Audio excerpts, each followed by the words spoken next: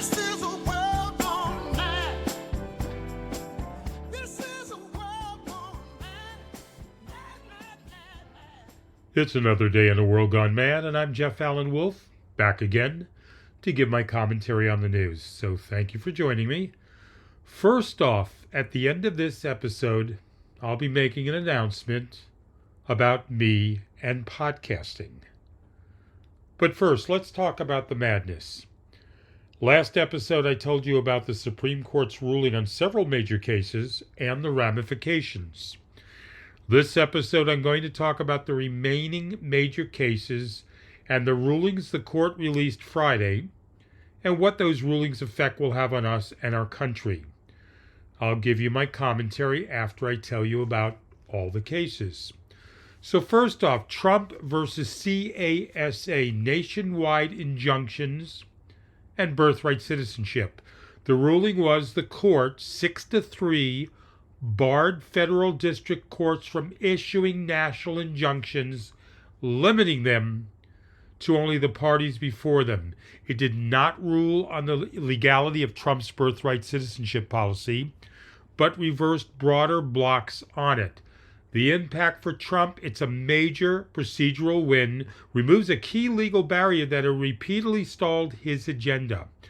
Trump hailed it as a monumental victory, enabling immediate enforcement of his policies, like restricting birthright citizenship, except in districts with existing tailored orders. Now, this fractured approach creates a patchwork. This is the impact for opponents. Citizens' rights will depend on their judicial district. Immigrant advocacy groups warn it betrays our most fundamental promise and fear chaos, inconsistency, and potential statelessness for children. The other case decided today was Mahmoud versus Taylor, opting out from LGBTQ plus storybooks. The ruling, in a 6-3 vote, the court granted parents the right to opt their children out of the LGBTQ plus inclusive storybook lessons in public schools, citing the free exercise clause. The impact for Trump, this aligns with his cultural agenda, empowering parents with religious objections, bolstering his parental rights messaging, and likely appealing to his base. Now, the impact for the opponents, critics argue it opens the door for censorship in education, potentially marginalizing LGBTQ plus themes and eroding inclusive schooling. It signals a shift toward religious exemptions in curricular policy.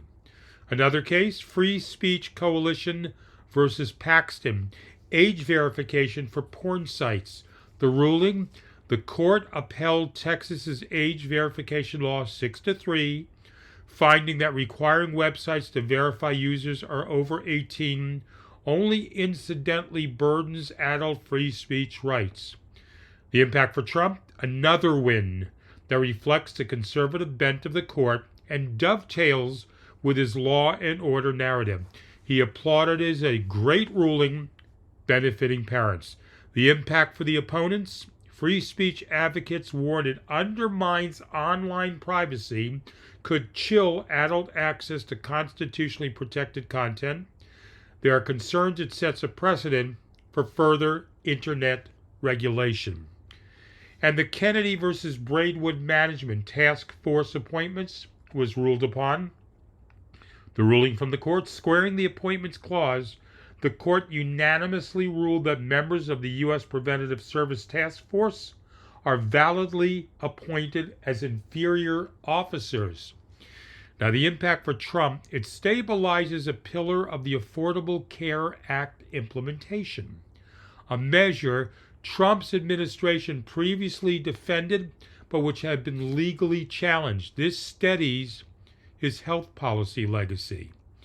Now, impact for opponents preserves critical preventive health care mandates, including cancer screenings and contraception, ensuring continued protection from millions.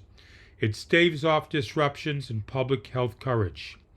And FCC versus Consumers Research, Universal Service Fund, the ruling, the court upheld the constitutionality of the Universal Service Fund, maintaining that Congress adequately directed the FCC's role.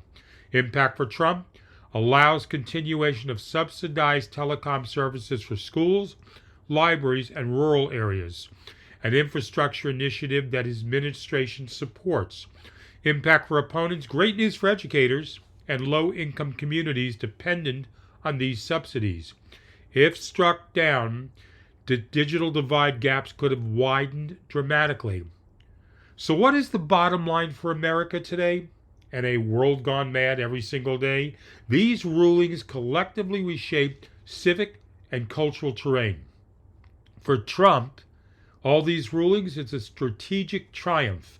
His agenda sees fewer national legal roadblocks, gains on parental rights, protections for broadband programs he champions. For his opponents, each case reflects erosion in universal protections, heightened educational censorship, and stronger government powers with uneven impact across states, setting the stage for a vastly unequal legal and social fabric across America. Today's Supreme Court rulings weren't just legal footnotes. They were body blows to the very concept of equal justice. And make no mistake, they are victories for Donald Trump, his agenda, and the far-right movement trying to reshape this country from the bench. Let's be clear. This is no longer about policy disagreements. This is structural. The court just limited the power of lower federal judges to stop Trump-style executive orders in their tracks.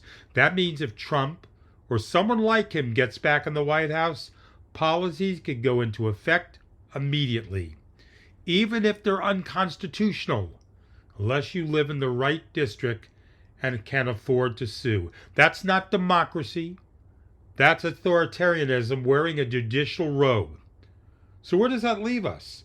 It leaves Democrats and pro-democracy Americans with a fire alarm blaring. We can't wait for 2026 or 2028. We have to organize now at the state level, at the ballot box, in the courts, and in the streets if necessary. We need to elect not just presidents and senators, but secretaries of state, attorneys general, and governors who will fight back. We need to pressure the Senate to expand the courts, pass judicial ethics rules, and take a serious look at Supreme Court reform. And we need to talk loudly, clearly, daily, because silence is complicity. And these rulings are a warning, not a final chapter. What we do now matters more than ever. Our democracy didn't fall today, but it wobbled. And it's up to us to steady it together. The wounds to our democracy are a lot and all over our country. All of us need to be engaged in triage, damage control. Act where we can, where we need the most help immediately. Let me offer you some concrete actions to protect our democracy. And yes, some of them you've heard, and some of them you know, but they need to be repeated again for those of you that are not listening.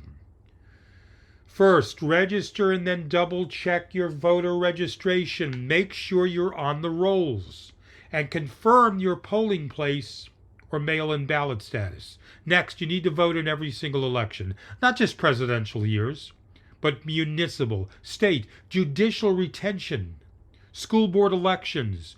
Your voice matters down ballot. Mobilize your network. Text, call, carpool, house party. Help 5 friends commit to vote. Then 5 more. Accountability drives turnout. Support pro-democracy candidates and measures. Donate to, phone bank for, or volunteer with organizations and campaigns that back fair maps, voting rights, and court reform. Pressure your state legislature. Demand fair map redistricting, automatic voter registration, independent election oversight, and nonpartisan judicial selection. Call your U.S. senators and representatives weekly. Tell them to expand the Supreme Court, pass federal voting rights protections like the Freedom to Vote Act, and strengthen judicial ethics rules. Show up where it counts. Attend school board, city, council, and state house hearings. Make your voice heard on curriculum, policy, and election administration, and judge confirmations. Expose and oppose ultra-partisan judges. Track local and state judicial elections. Support ethics reforms. Back retention votes for judges who refuse to weaponize the bench. Stay informed. Inform others. Share trusted news analysis. Debunk misinformation in real time. Keep this conversation going on social media, community forums, and at your dinner table. And yes, please share this, my podcast, A World Gone Mad, with everyone you know. Keep up the pressure every day. Democracy isn't a one and done, it's a muscle. Practice it, protect it. Refuse to let go until our courts, our elections, and our rights are finally back in balance. Repeat these steps with your neighbors, your family, your co-workers, because the fight for our republic is won in the streets, the booths, and the ballot boxes. One vote, one voice at a time. If you'd like to share your opinion or add more to this list that I gave you, anything I may have missed, so I can share with others on the next episode, then email me. AWorldGoneMadPodcast@gmail.com, or leave your voice opinion on my voicemail box, 833-399-9653. Silence is not acceptable. Passive resistance does not work. Standing in the shadows and doing nothing is harmful to yourself and the rest of us. Please interact and engage. Okay, let me switch gears, and instead of my uplifting, inspiring story that I normally share with you at the end of each episode, here's something I do want to share with you. Uplifting, inspiring, but a little different look at it. And this relates to our democracy in our country. Something that gives us a glimmer of hope for a possible change in a new direction. Some of you may have already known this. Most may not, so here we go. A new progressive beacon, Zohran Mamdani's upset win in New York City. Now, Zohran Mamdani, for those of you that don't know, is a 33-year-old Democratic socialist and member of the New York State Assembly. He pulled off a stunning upset this week by defeating political heavyweight Andrew Cuomo, who was trying to make a comeback in the Democratic primary for New York City mayor. Once seen as a long shot and trailing by 25 points in the polls, Mamdani surged ahead through genuine grassroots energy, rejecting the idea that Democrats need to move to the center to win. This wasn't just an electoral surprise, it was a movement. Over 1,500 young organizers from New York City's Democratic Socialists, Working Families Party, and student group Triage organized in more than 20 languages, energized diverse neighborhoods, especially those feeling overlooked, by focusing on affordability, green energy, and public education. Despite facing $25 million in opposition spending and Islamophobic attacks, Mamdani remained undaunted. His campaign stayed disciplined and dignified, standing firm under pressure and rallying support through inclusive moral clarity. This election signals something enormous, a rejection of passive establishment politics. Nearly 62% of Democrats now say they want new leadership. And this win offers a clear path powered by authentic representation and relentless organizing. Even if New York isn't your district, the message is universal. Ordinary people can disrupt entrenched power with a clear agenda and the work to back it up. It's a proof of concept.